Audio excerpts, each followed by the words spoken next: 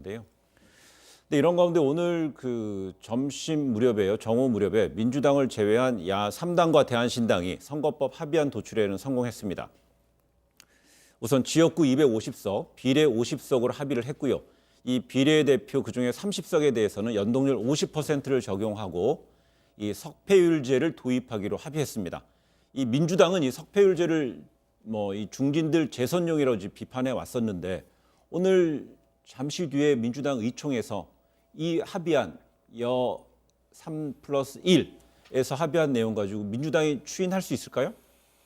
3시부터 의총을 소집을 했고요. 예. 저도 가봐야 되는데 일단 첫 번째 저희가 제안했던 이른바 연동제에 대한 30석 캡을 씌우는 예. 거에 대해서는 이제 받아들여졌다. 예. 그러나 두 번째에 있는 석패율 제도는 지역구도 완화를 위해서 필요하다, 도입한다 이렇게 한 거죠. 그러니까 저희는 그런데 얼마 전에 기억하실지 모르겠는데 이해찬 대표가 공개적으로 최고위원회 자리에서 기억하지요. 석패율제는 예. 중진부장용이다 예. 이렇게 얘기를 해서 이런 반개혁적인 법안 통과는 못 갈 수 없다 예. 이렇게 이미 공개적으로 못 박아 놓으신 상태라 오늘 의총에서 이게 석패율제도를 그대로 받아들일 것인지는 논란 대상으로 생각이 됩니다. 근데 석패율제도라는 거는 그 지역구에 출마하는 의원들 자동으로 비례대표에도 이름을 올린다는 것인데요. 만약에 중진들 의원이라면은요, 현역이든 비현역이지만은 그 중진들은 아무래도 전국적 지명도가 있고 지역구에서 지명도가 있으면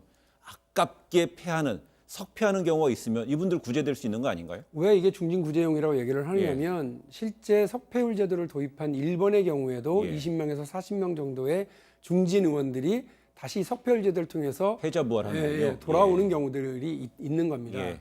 그런데 우리가 그 의석수가 많지는 않지만 석패율 제도를 도입하게 되게 되면 예. 각 당에서 알아서 정하겠죠. 그럼 각 당에서 여러 이유를 댈 텐데 그 여러 이유가 주로 그 지배적인 의사 구조를 형성하는 당 지도부, 네. 중진 이런 분들이 살아 돌아오는 어떤 코스로 잡아올 수 있습니다. 네. 이중 등록제도 오늘 얘기가 나왔는데 독일 같은 경우는 그렇게 합니다. 하는 걸로 제가 알고 있습니다. 그래서 헬무트 콜 수상이 네. 지역구는 판판이 집니다. 3인당한테. 네. 근데 바로 이 이중 등록제로 살아온 거죠.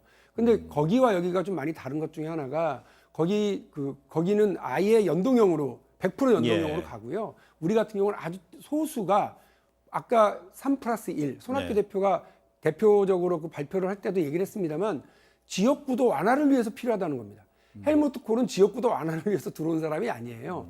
그런데 지역구도 완화를 위해서라면 굳이 왜 중진들과 네. 지도부가 유리한 방식으로 해야 됩니까? 저는 그러면 안 된다고 보고 만일에 석패율 제도를 받아들인다면 조건을 달아야 되는 것 아니냐. 제가 의총 가서 지금 얘기를 할 건데 네. 그 내용은 뭐냐면 전 현직 국회의원은 제외.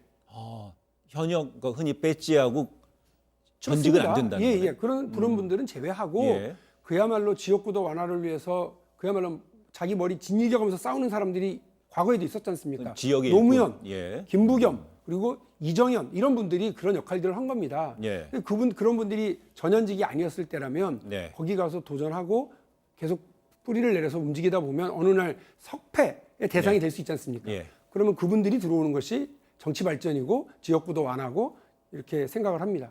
그런 조건을 달아서라면 혹시 모르겠습니다만 지금 그대로는 저희 더불어민주당 안에서는 상당히 논란이 될 것 사실 같습니다. 중진들에 대해서 배제한다면 차라리 정치 신인들 지역에서 천착해서 지역 구도를 깨기 위해서 노력했던 분하고 또한 청년층이든 젊은층 그런 분들한테 배려하면 더 좋겠군요. 조건을 달아가지고 딱 그런 사람들의 알겠습니다. 위해서 꼭 필요하다. 혹은 여성으로만 해야 되는데 지금은 보면 남성 순이라고 하는 짝수 번호 있잖아요. 예. 거기에다 갖다 놨거든요. 예. 그러니까 이렇게 하면 안 되죠. 그러니까 여성에게 더 길을 열어놓거나 청년에게 열어놓거나 이렇게 하는 것이 필요하다고 생각합니다. 예, 알겠습니다.